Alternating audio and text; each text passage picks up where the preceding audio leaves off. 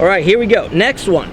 This is what happens. When we start going upside down, if we feel supported by 2 anchor points, one the ground, one from our feet, it feels safer, we feel better, we feel like there's some kind of a closing of that chain, and we feel safe, and we feel like we can kind of support ourselves from one end or another.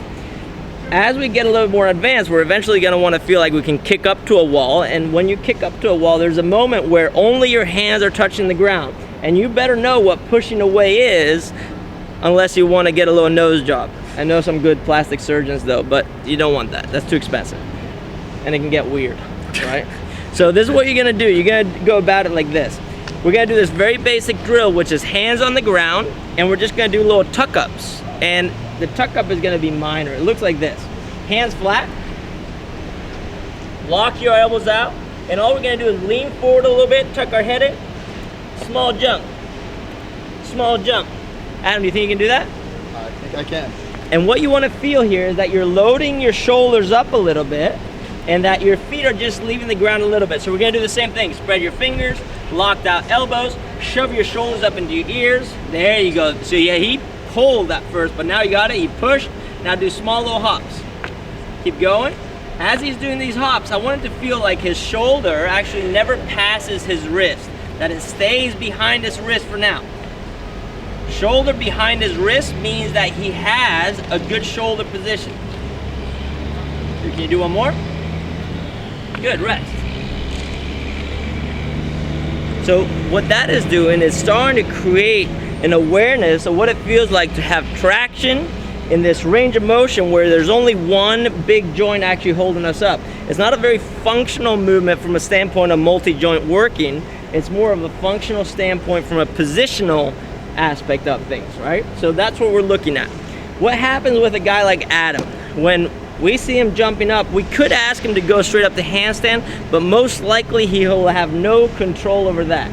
So what he can do is he can find a very special friend, that could be myself, and the special friend would do the following. Hands go down, same position.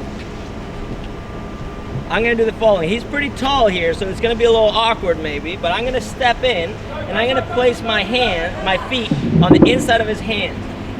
Let's see if you can come a little closer together with your hands. Right that position, okay? I'm gonna bend my knees. This is the position I'm gonna get into. I'm gonna allow him to actually lean forward. So go ahead and lean forward a little bit. And I'm gonna stop him right there. That's gonna be the stopping position. So if he wants to over-rotate, that's not gonna happen. Now I'm gonna grab his hips and we're gonna do the same drill. You're gonna lean against my shoulders, against my knees. There, you feel that? Yeah. And I'm gonna grab his hips. This is now when it looks weird.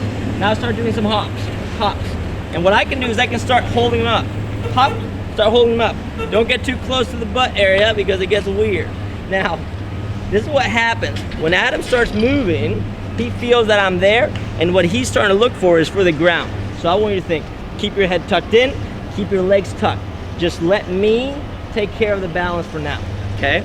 All he has to think about is pushing away. Go ahead and put your hands down. I step in, knees are bent. You're gonna lean forward a little bit for me. I'm gonna try to stop him so his wrist or his shoulders don't pass his wrist. I'm gonna grab his hips. We're just gonna do a couple of tucks. Go for it. Slow. Now notice what happens. Hold that position for me. I'm holding him in a handstand position. He's fully supporting the shoulder. He's fully supporting the hip. Now come down the same way you came up. If you actually support the shoulders with your knees and grab the hips, you feel completely stable. And the spotter can actually direct you into that comfort zone. From a handstander perspective, what happens is that if you haven't been upside down before, you're gonna start freaking out and you're gonna wanna try to move around. All you have to think about is lock the elbows out, hands stay wide, shoulders up into your ears. Let the spotter kind of take care of you a little bit.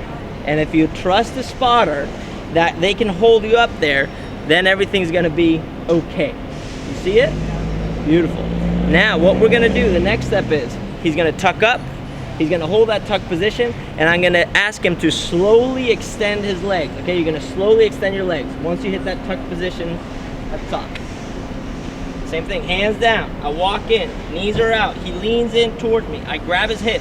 He's gonna jump, tuck. I'm gonna hold him right here. Now slowly extend the legs. Now I got him here by his shoulders. I'm gonna ask him to push his shoulders away from my knees. Yes, you see that? Now I can separate away. I'm holding his hips tight. I'm gonna come in, I'm gonna bend my knees. You can lean against my knees, they're right there. There you go. Now you're gonna bend your knees, thighs to your chest, and you're gonna come down slowly. Do you feel safe? Brilliantly safe. Brilliantly safe, okay? I don't have to spot him much, I just have to direct him.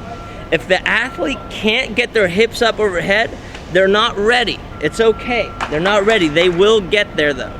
So it's a very slow, progressive thing.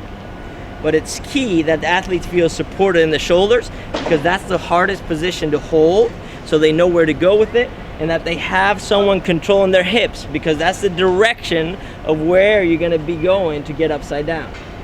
Once you get there, straighten out the legs a little bit, and you'll still be holding the shoulders and the hips.